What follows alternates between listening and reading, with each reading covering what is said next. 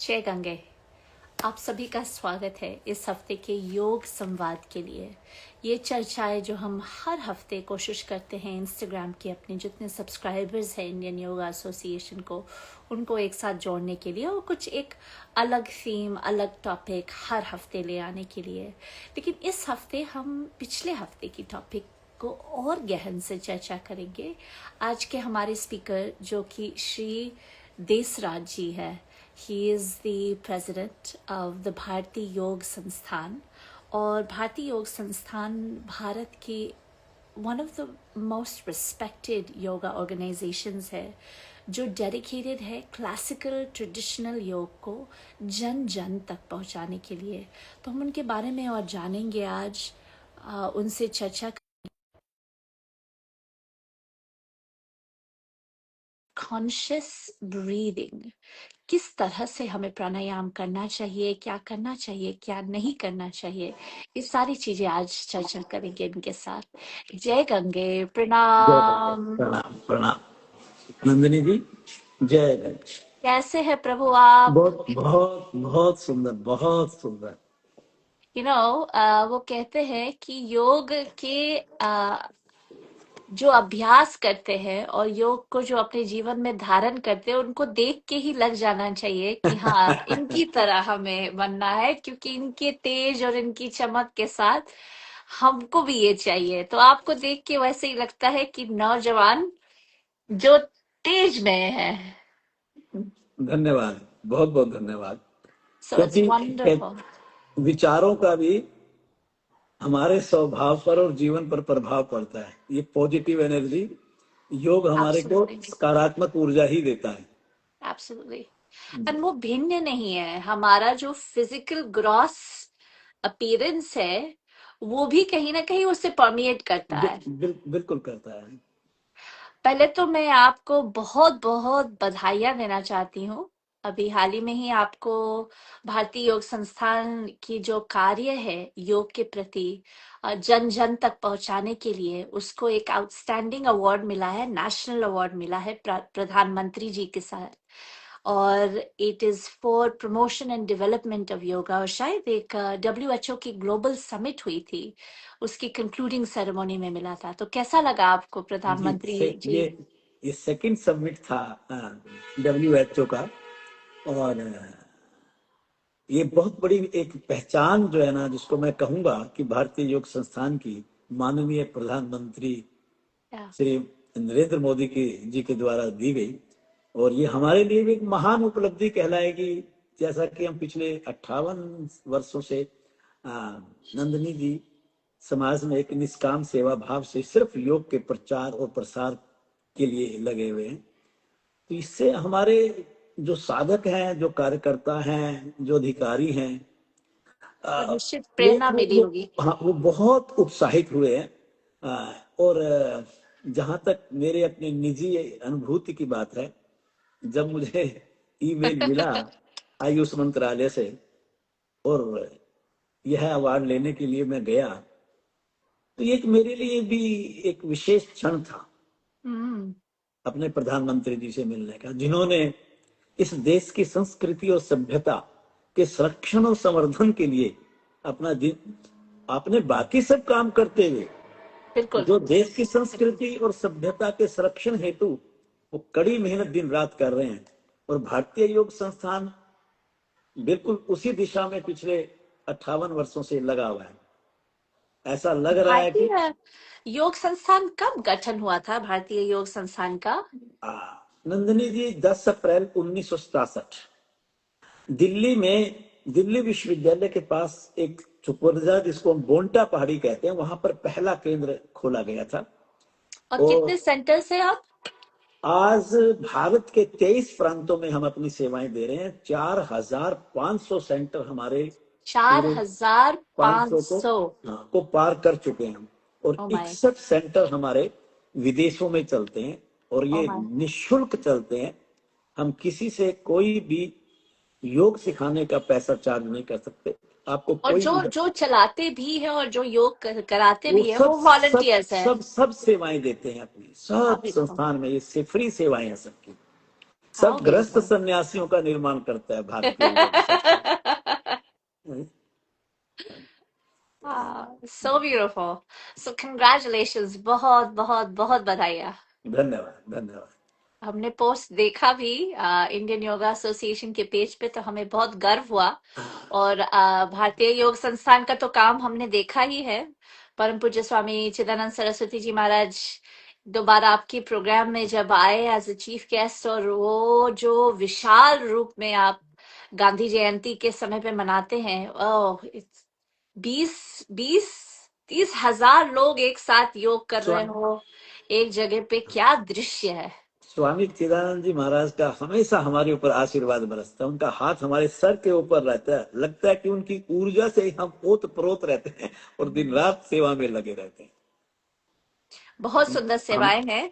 आज का विषय मैं बता रही थी सबको कि the art of conscious breathing. हम आजकल और पिछले टाइम भी हम इसके बारे में चर्चा कर रहे थे रेसरा जी कि जी ऑफ्टन आजकल हम लोग योग के अलग अलग टर्मिनोलॉजीज को बहुत ओवर सिंप्लीफाई कर देते हैं। और मतलब जनरली जैसे हम योग कहते हैं तो हमारे मन में आता है आसन, और हम प्राणायाम कहते हैं तो हमारे मन में आता है ब्रेथ वर्क। तो क्या प्राणायाम, और मैं पिछले टाइम भी यही पूछी थी, बट आपसे पर्सपेक्टिव लेना चाहेंगे प्राणायाम का क्या अर्थ है, और श्वास से ये कैसे जुड़ा है, श्वास और प्राणायाम का क्या संबंध है, इन दोनों में डिफरेंस क्या है। आपका प्रश्न बहुत हेल्दी और बहुत अच्छा प्रश्न है ये, कि श्वास क्या है। एक प्राणायाम के अभ्यासी को प्राणायाम का अर्थ जानने से पहले दो बातें जरूर जान लेनी चाहिए, एक श्वास और एक प्राण, और फिर प्राणायाम के ऊपर आना चाहिए। प्रिसाइसली।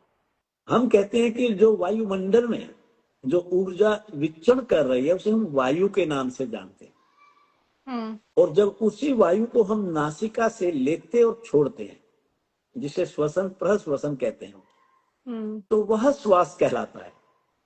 और यह श्वास जब भीतर जाता है तो हम भोजन भी ग्रहण करते हैं, अग्नि अन्न जल वायु आकाश, जब इन सब का सम्मिश्रण होता है और वो रक्त परिसंचरण प्रणाली के माध्यम से हमारे शरीर की कोशिकाओं में पहुंचता है, और वहां वो ऊर्जा में परिणित होकर के, और जब हमारी कोशिकाओं में स्पंदन पैदा होता है उसे हम प्राण की ऊर्जा कहते हैं, प्राण ऊर्जा कहते हैं। और प्राण इस प्राण आपने का जो सही, अगर हाँ, प्राण का सही अर्थ आप देखेंगे तो प्राण एक गति है, प्राण एक ऊर्जा है, प्राण एक जीवनी शक्ति है, प्राण एक वायु की अंतरंग शक्ति है। आप कुछ कह रहे थे, आप हाँ, प्रश्न मैं की। ये कहने वाली थी कि जैसे आपने कहा कि कोशिकाओं तक पहुंचता है, तो इस में कितना इम्पोर्टेंट है कि प्राण वायु को, वो जो रिटेंशन है, हम कभी कभी ये सोचते हैं श्वास अंदर ले रहे हैं श्वास बाहर छोड़ रहे हैं, ब्रीदिंग इन और ब्रीदिंग आउट, बट एक्चुअली वो जो कुंभक है, वो जो होल्डिंग पावर है, वो अलाउ करता है कि सेल्यूलर रेस्पिरेशन कैसे हो हमारे शरीर में, देखिए, है कि नहीं। महर्षि पतंजलि ने वास्तव में प्राणायाम की परिभाषा को इसी सेलुलर ही रेस्पिरेटरी सिस्टम के साथ जोड़ा है, तो कुंभक को ही उन्होंने प्राणायाम कहा है।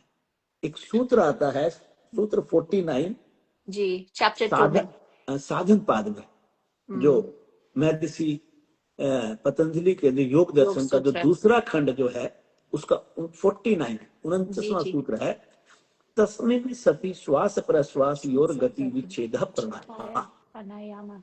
अर्थात जब आप आसनों का अभ्यास करके अपने शरीर को स्थिर कर लेते हैं, तस्मिन् तस्मिन् सति जो शब्द प्रयोग किया गया, जी जब जी। आप स्थिरता को प्राप्त कर लेते हैं, तब जब आप श्वास और प्रश्वास की गति को रोक देते हैं, वह रिटेन कर लेते हैं। वह प्राणायाम है। लेकिन इसमें छोटी सी बात, अगर आप कैवल्य कुंभक की बात यहाँ ना करना चाहें तो थोड़ा प्रारंभिक अवस्था में एक आम साधक की शब्दों में इसको समझना चाहें तो केवल श्वास को बाहर रोकना या अंदर रोकना ही कुंभक नहीं है। बिल्कुल। कुंभक का अर्थ केवल श्वासों की गति को भी बदल देना है। आप अगर बिल्कुल 1 बिल्कुल मिनट में 15 श्वास लेते हैं, और जब आप गहरे लंबे श्वास लेते हैं तो आप 1 मिनट में 2 या 3 श्वासों से गुजारा करते हैं, तो आपने 12 और 13 श्वासों को रोक दिया। बिल्कुल। जब आपने भीतर श्वास धीरे धीरे भरा तो उतनी देर तक श्वास बाहर नहीं जा रहा है, तो उसको भी आपको कुंभक की श्रेणी में देखना चाहिए, हाउ एक ब्यूटीफुल। प्राणायाम के अभ्यास। बिगिनर्स के लिए, यस बिगिनर्स के यस लिए। यस यस बिल्कुल यस। बिल्कुल। वहीं से कहीं आप फिर आगे अब कुंभक उसको में पहुंचेंगे। जी। बहुत बहुत धन्यवाद, इतना सुंदर आपने इसे समझाया।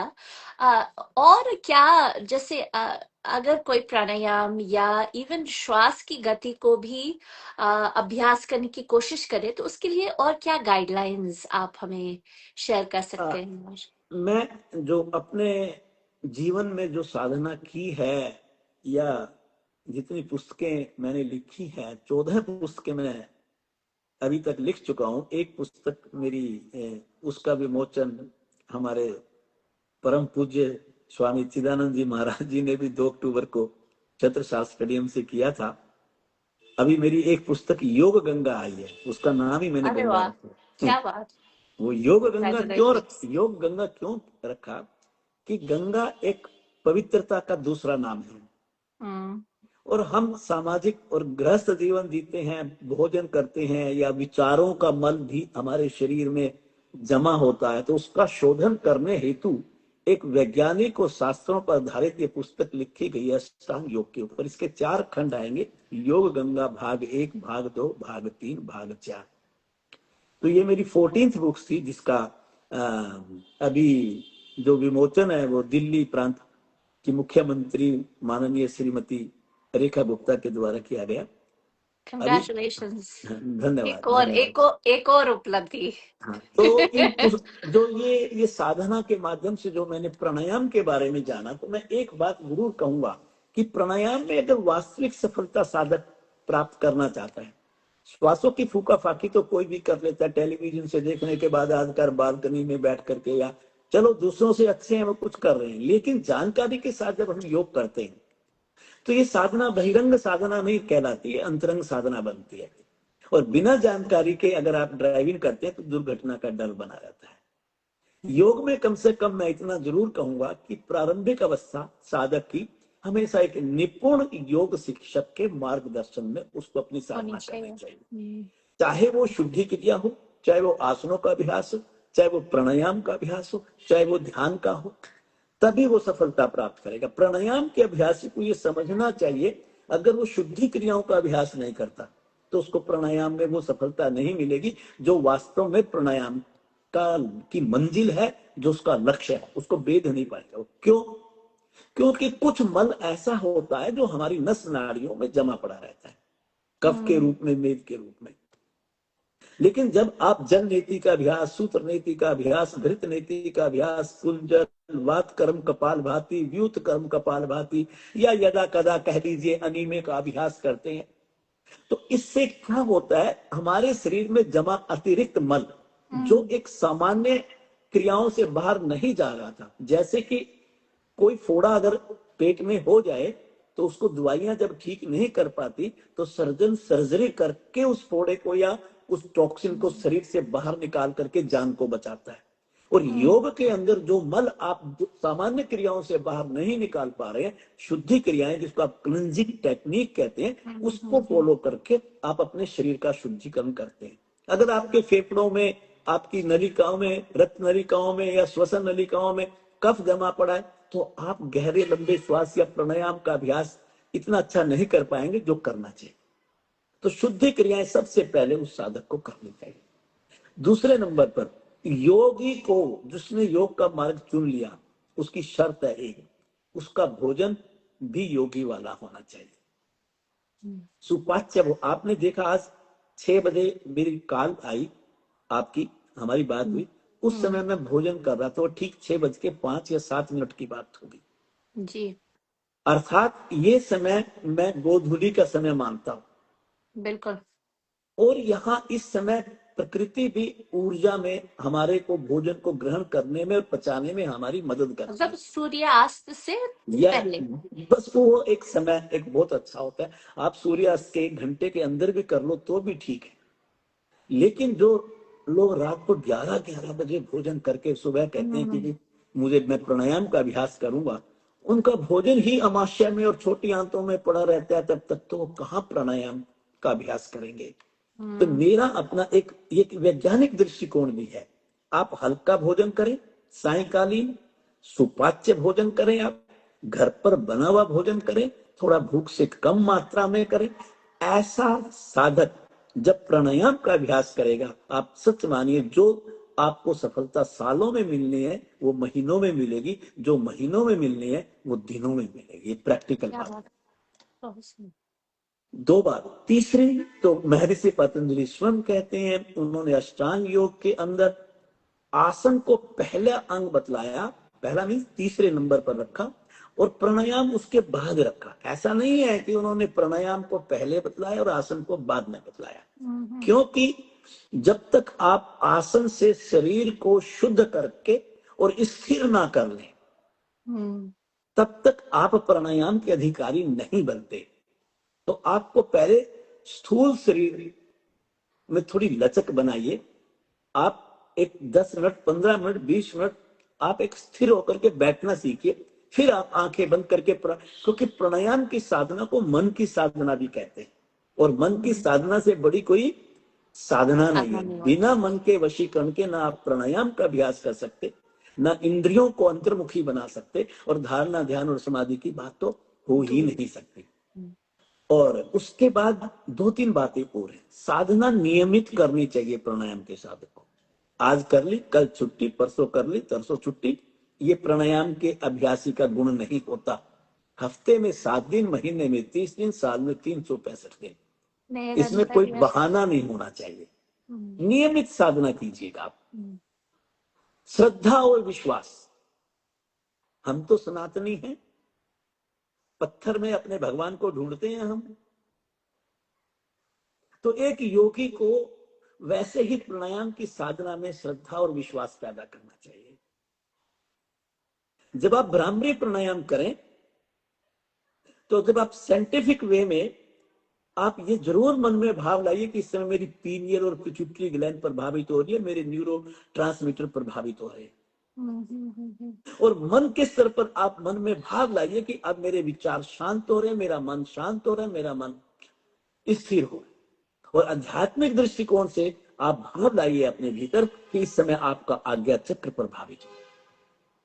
अगर आप उज्जैन प्राणायाम कर रहे हैं, तो वैज्ञानिक दृष्टि से सोचिए कि उस समय थायराइड और पैराथायराइड ग्रंथि आपकी अच्छी हो रही है, T3 T4 तीनों स्तर चलते हैं इसके अंदर।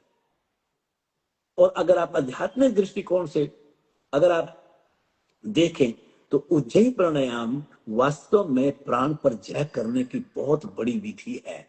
और प्राणों पर जय कर ली तो आपका सोची साधना किस स्तर की होगी। नियमित साधना, श्रद्धा और विश्वास, समय, स्थान और वस्त्र।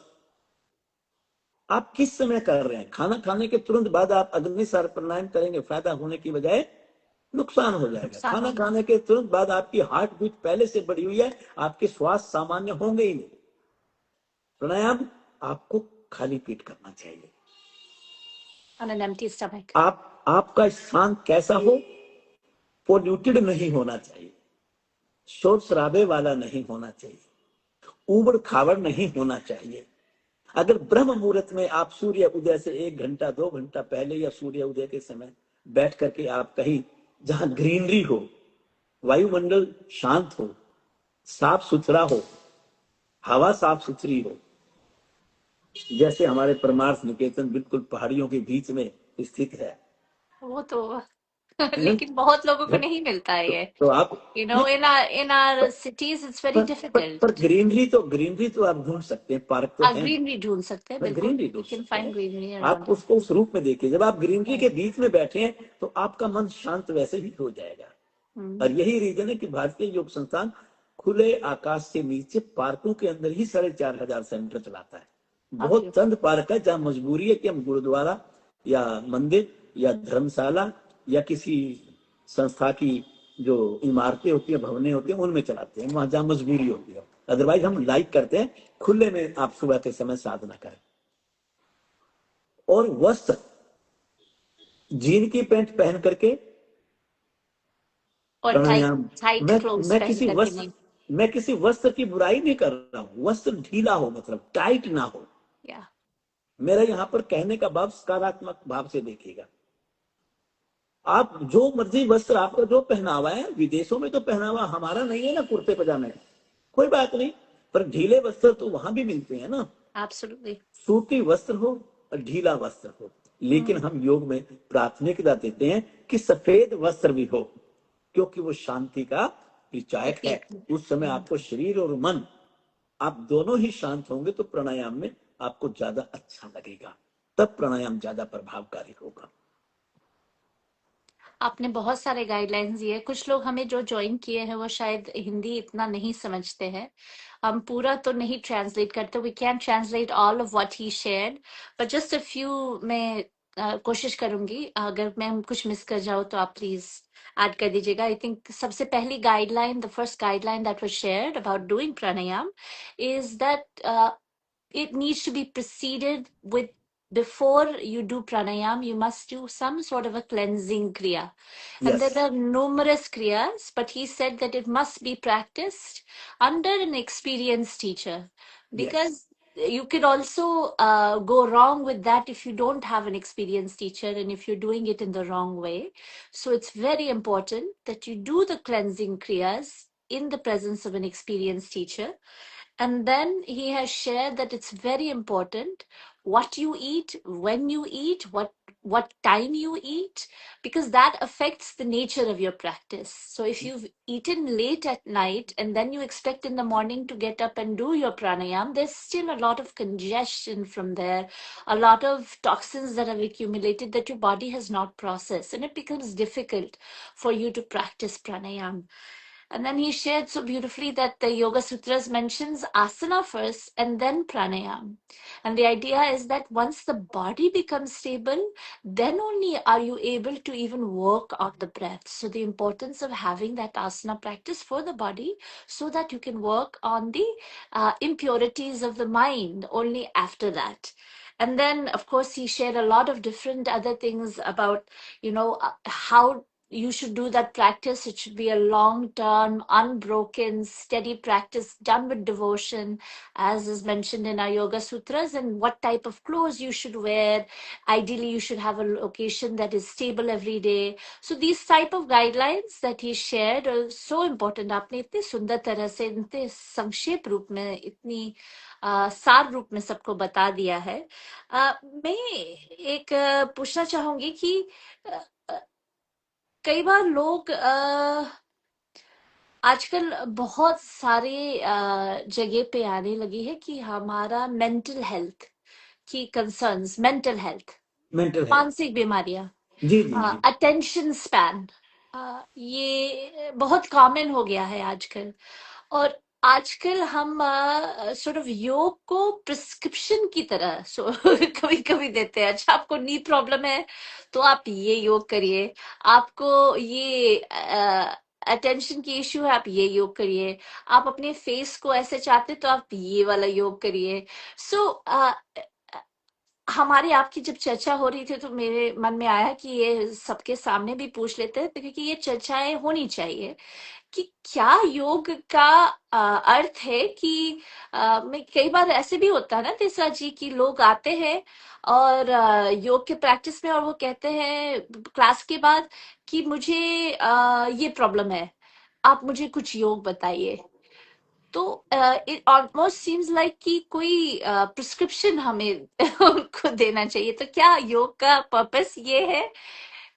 आज आधुनिक युग में जैसे समय बदला, जरूरतें बदली, चीजों की प्रेजेंटेशन भी बदली। एब्सोल्युटली। अगर हम आज की तारीख में योग को रोग के साथ जोड़ करके समाज में प्रस्तुत नहीं करते तो लोग योग करने के लिए हमारे साथ नहीं जुड़ते। हम भी ये करते हैं अभी। Because it becomes an incentive, yes right? Yes yes yes. और एक बात जरूर समझिए कि योग रोग को ठीक करता है कि नहीं, इसका एक ही जवाब है मेरा कि जो दिया है कमरे में, अंधेरे कमरे में जब दिया जलता है नंदिनी जी, वो अंधेरे को नहीं भगाता, वो प्रकाश देता है, उसका काम है प्रकाश देना। Beautiful. वो दूसरा फैक्टर ये है कि जहां प्रकाश होता है वहां अंधेरा रह नहीं अंधेरा सकता। नहीं होता है। So तो फिर byproduct of yoga is that you will not have, you will जहां have जहां योग less होगा वहां disease. रोग नहीं रह सकता। जैसे मेंटल हेल्थ की बात आपने की अभी मेरे को प्राणायाम के साथ जोड़ करके, मैं 1 मिनट में उसको एक्सप्लेन करना चाहूंगा। हम जब किसी को क्रोध आता है मान लिया, या कोई ज्यादा अति सक्रिय रहता है, बहुत उतावला रहता है, जल्दी करता है, उसका मन कैसे शांत हो? प्राणायाम से। एक Can you प्राणायाम get का anger management कैसे किया जाए? Yes How yes can we do anger एक management? छोटे छोटे उदाहरण दूंगा मैं। आप लीजिए चंद्र वेदी प्राणायाम। आप तो योगाचार्य हैं, आप मेरी भाषा को बहुत तेजी से समझ जाएंगे। जब हम चंद्र वेदी प्राणायाम करेंगे तो यह हमारे शरीर में ठंडक पैदा करने वाला प्राणायाम है।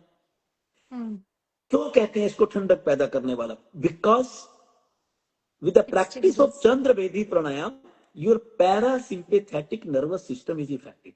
Yeah, absolutely. और जब हमारी पैरासिम्पैथेटिक नर्वस सिस्टम हमारा एक्टिव हो जाएगा तो हमारा और एक्टिवनेस नीचे आ जाएगा, हमारा क्रोध शांत हो जाएगा। इसका उल्टा कर लीजिए, अगर कोई एनर्जेटिक कम है, उसको एनर्जी चाहिए, स्लीपी तो फील कर रहा है, लेथार्जिक फील कर आप रहा इसका है, उल्टा नींद कर आ रही लीजिए। है। हाँ, सूर्य वेदी प्राणायाम का जब वो अभ्यास करेगा तो उसकी सूर्य नाड़ी, जिसको हम पिंगला नाड़ी कहते हैं, वो एक्टिव हो जाएगी। अब रही मन की बात, मेंटल की, जब आप इन दोनों का अभ्यास करेंगे, अनुलोम विलोम प्राणायाम करेंगे या नाड़ी शोधन प्राणायाम करेंगे, तो आपके इन दोनों स्वरों के चलते चलते आपका मध्य स्वर एक्टिव हो जाएगा, अर्थात आपकी प्राणिक ऊर्जा का ऊर्ध्वागमन सुषुम्ना मार्ग से होने लगेगा। और जब आपका प्राणिक ऊर्जा बचेगी और आप उसका वितरण सहन करना सीख जाएंगे मन शांत करके, तो आपका नर्वस सिस्टम अच्छा बनेगा, तो आपकी मेंटल हेल्थ होगी होगी। प्राणायाम से आप चक्रों को प्रभावित कर सकते हो, अपनी नाड़ियों को प्रभावित कर सकते हो, अपनी उप नाड़ियों को प्रभावित कर सकते हो, अपने पंचकोशों को प्रभावित कर सकते हो, अपनी रहस्यमय शक्तियों को जागृत कर सकते हो। आप अपने प्राण को नियंत्रण में कर सकते हो, आप अपने मन को नियंत्रण में कर सकते हो, वीर्य का ऊर्ध्वागमन कर सकते हो, आप अपनी बुद्धि को तटस्थ कर सकते हो, अपने मन को शांत और स्थिर कर सकते हो। आपके भीतर अपनी समस्याओं का हल खोजने की शक्ति स्वतः भीतर आ जाती है। आपके भीतर भविष्यवाणी करने की क्षमता जाग उठती है। ये शक्ति है प्राणायाम के अंदर।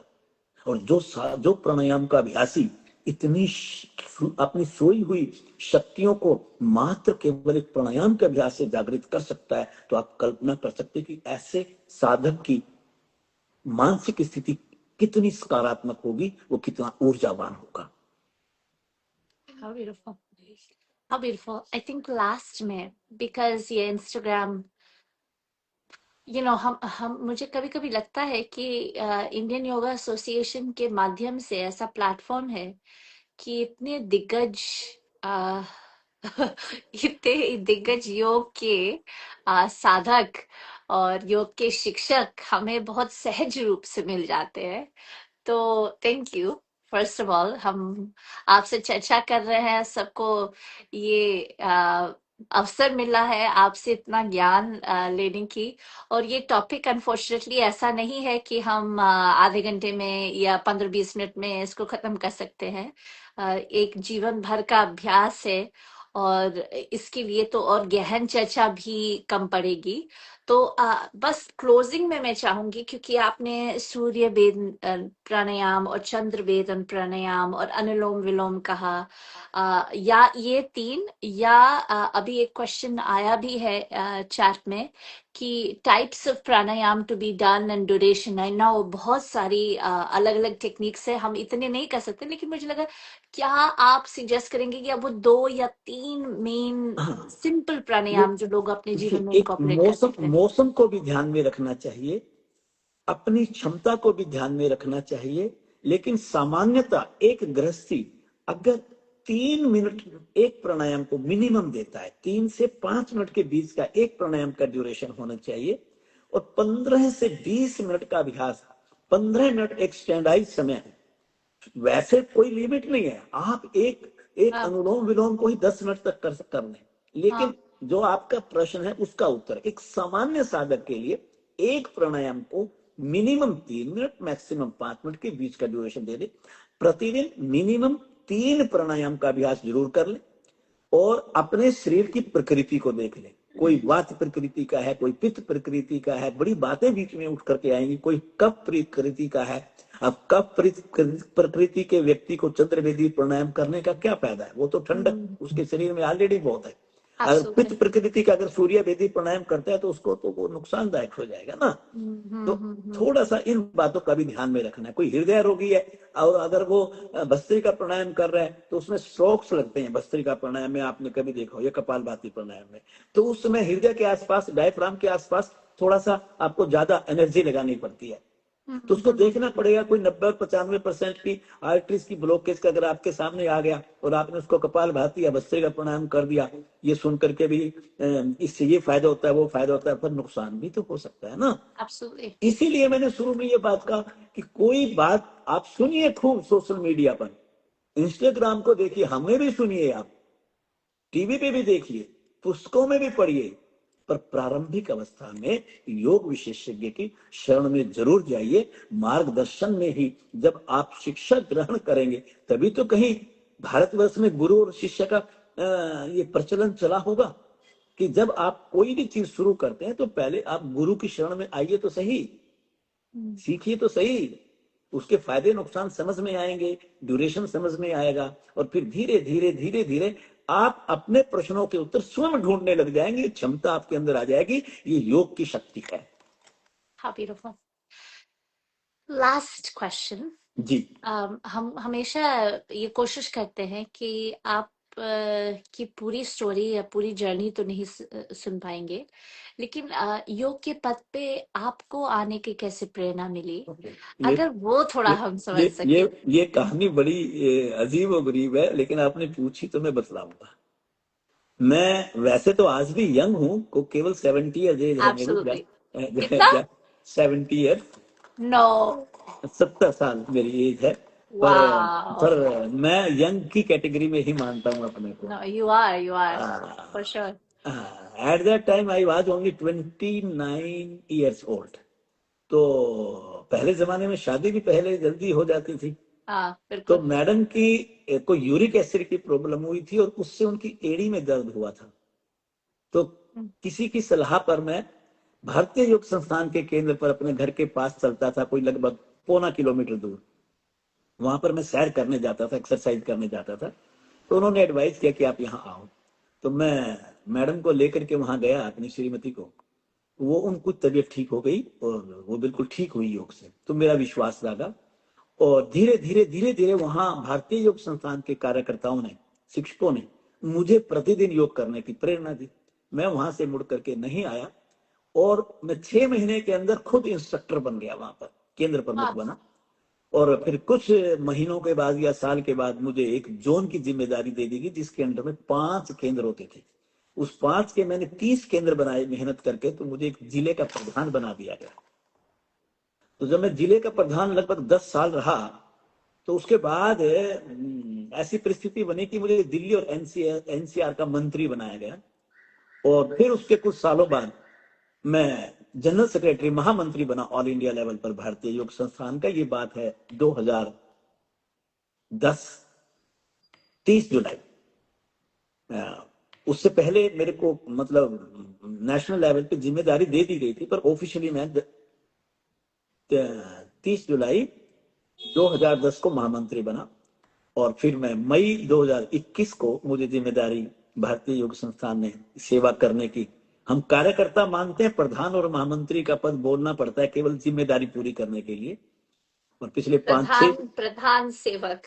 हाँ, फिर आप इसको किसी भी रूप में देख लें, पर यह संस्था एक्चुअली वास्तव में भारत की संस्कृति और सभ्यता के सक्षम और संवर्धन के लिए केवल इसकी स्थापना हुई है। यहाँ पर आप सच मानो किसी राजनीति, किसी धर्म, किसी जाति, पैसे के आधार पर किसी भी तरह का भेदभाव इस संस्था के अंदर नहीं किया जाता। यहाँ केवल आओ, योग सीखो और देश की इस वास्तव में जो हमारे पूर्वजों की जो धरोहर है, उसको संभाल करके अगली पीढ़ी को देना है, और बहुत वही बढ़िया। हमें संस्कार मिले। और हम ईश्वर से केवल एक ही प्रार्थना करते हैं, प्रभु ऐसी शक्ति देना कि जिन हमारे पूर्वजों ने इस संस्था को जिस लक्ष्य को लेकर के बनाया, शुद्ध और पवित्र मन से हम इस संस्था को उन्हीं संकल्पों के साथ आगे बढ़ा करके लेकर के चलें। और आज ये जो अवार्ड मिला है, इस अवार्ड को भी मैं इसी में एक स्पोर्ट मान करके चलूंगा कि वास्तव में मुझे कहा करते थे नंदनी जी, मेरे बहुत क्लोज, कि आपको जब से प्रधानमंत्री हमारे नरेंद्र मोदी जी प्रधानमंत्री बने, तो हमारी एक कार्यशैली को देख करके कि आप जैसा कार्य करते हो, ये पक्का है कि एक दिन आपका प्रधानमंत्री नरेंद्र मोदी जी से मिलना होगा।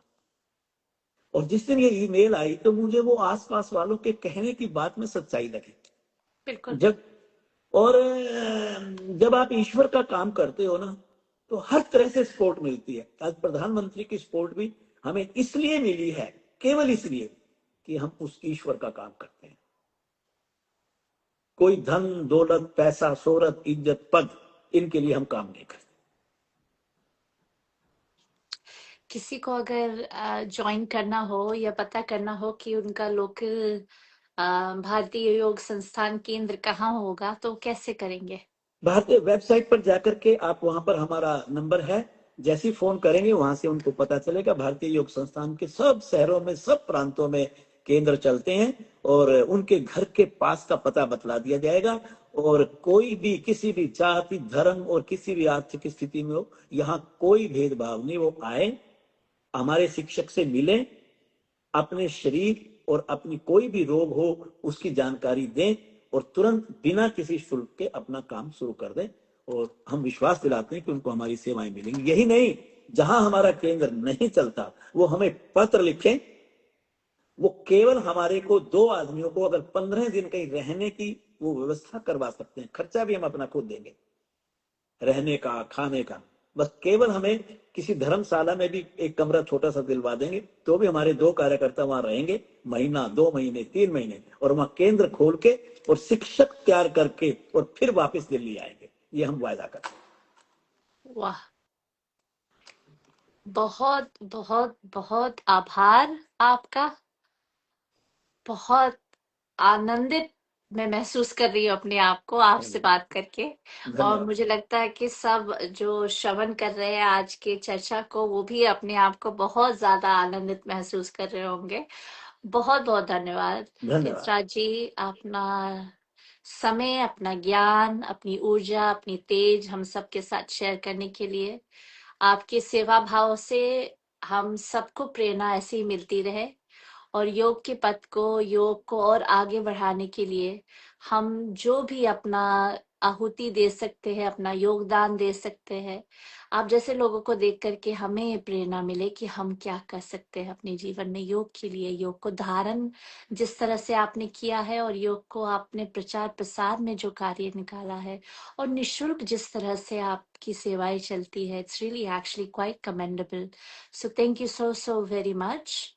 आप सभी से अनुरोध है मैं कि हाँ, मैं बिल्कुल बिल्कुल। अपने इंडियन योगा एसोसिएशन को भी शुभकामना देता हूं। हमारे सुबोध जी, हमारी माँ हंसा, हमारे डॉक्टर योगेंद्र जी, सभी जो है ना, ये जो टीम है हमारी, बहुत सुंदर टीम है, जिन्होंने लगभग 50 तो संस्थाएं हैं जिनको एक प्लेटफॉर्म पर ला करके खड़ा कर दिया। कितना और कितना सभी की और बड़ा कार्य है ऐसा। सभी का मार्ग एक ही है, सभी की सोच एक ही है। और इतनी डाइवर्सिटी के साथ भी एक यूनिटी ले आना, हाँ, इस एरा में जब इतनी अलग अलग इंटरप्रिटेशंस है योग को लेकर के देश विदेश में, कितना इम्पोर्टेंट है कि हम सारी अलग अलग जो संस्थाएं हैं जो योग की अलग अलग सेवाएं कर रहे हैं, लेकिन योग को आगे पहुंचाना चाहते हैं, सनातन जो धर्म है ये उसको जीना चाहते हैं, उनको एक साथ ले आना बहुत मुश्किल कार्य है। लेकिन इंडियन योगा एसोसिएशन ये कार्य ने कर काम रहा करके है। दिखाया है। हाँ, और और ये उनका शक्ति इंडियन योगा एसोसिएशन का ऐप भी है जिसपे आप सब डाउनलोड कर सकते हैं, और जी, ये सारी आपको गतिविधियों का सारा जानकारी भी मिल सकती है। और अगर आप मेंबर नहीं है तो जरूर मेंबर भी बने। आप कुछ कह रहे थे देसा जी?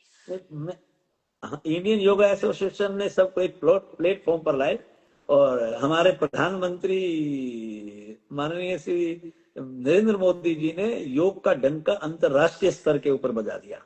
बिल्कुल तो बिल्कुल। बड़ी अच्छी बात यह है कि आज पूरी दुनिया इस देश की ताकत को समझने लग गई और ये हमारे देश की सच्ची ताकत है, जो योग के रूप में हम विश्व गुरु हैं वास्तव में, लेकिन उसको एक्सपोज करना भी बहुत जरूरी था, सबको अपनी ताकत दिखाना भी जरूरी था।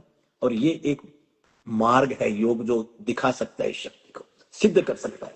हम कभी कभी भूल भी जाते हैं कि एक्चुअली जब ऐसे बड़े बड़े कार्य होते हैं जो यूएन में जा करके और इतने देशों की कंसेंसस लेना और इंडियन योगा क्या कहते इंटरनेशनल योगा डे मनाना इस लेवल पे और योग के बारे में जिस तरह से प्रचार प्रसार हो रहा है, ये एक सच्चे योग साधक की ही उपलब्धि है, बिल्कुल जो कि हमारे आदरणीय प्रधानमंत्री जी हैं। और उनको मिल करके उनके प्रेजेंस में ही हो करके ऐसा लगता है कि वो जीते हैं, वो योग बिल्कुल जीते हैं। जीते, जब तक जीवन में और बिना उतरता बिना नहीं। जिए वो आप फिर कुछ डिफरेंस नहीं बना सकते। जो ये देख रहे हैं हम, ये चेंज वो वही ले आ सकता है जो उसे जीता है। जो जीता है, बिल्कुल आपने बिल्कुल सत्य कहा। सो हमारी आशा है कि जो सारे जुड़े हैं, जो इसको देख रहे हैं, वो योग को जिए, वो योग को पिए और योग की गंगा में इसी तरह से डुबकी लगाते रहे। इंडियन योगा एसोसिएशन के साथ हम अगले हफ्ते जुड़ेंगे अगले योग संवाद में। इसी तरह से योग करते रहिए। जय गंगे। जय गंगा।